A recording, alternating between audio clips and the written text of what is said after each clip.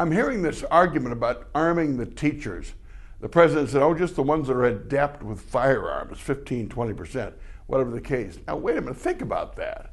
We have security at the Kohl Center. When you walk through, you have to take your wallet, your phone, your keys, put them in this little dish. They scan you, you go in. Airports, the same thing. We don't arm Badger fans of the Kohl Center in case we have a gunman. The fans of the Kohl Center can shoot back. We don't arm the flight attendants, and we don't do that. I mean, we have security at the Kohl Center. We have security at football games. This fall, I went to the Wisconsin game at Indiana. My aunt wasn't allowed to bring her purse in. They said, well, we have a clear plastic purse. She said, no, she went back to the car.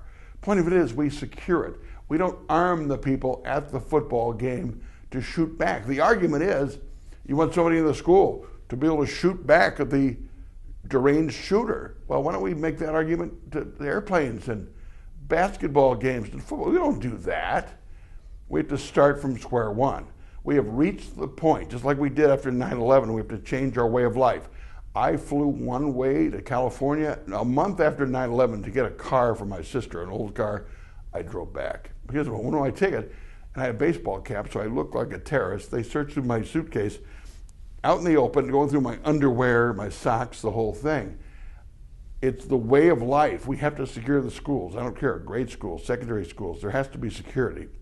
To be checkpoints. We have to make sure that nobody can get in with a gun, period. You can argue about the security guards, the part-timers, the full-timers, who's going to pay, federal, state, local, whatever you want to do. But if I'm a parent and my child is in that school and it says gun-free zone, I want that school to be a gun-free zone. I don't want the deranged shooter to bring a gun in the gun-free zone. Don't have guns in there. Secure it. Lock it down. Make sure you have security checkpoints, whatever you want to do.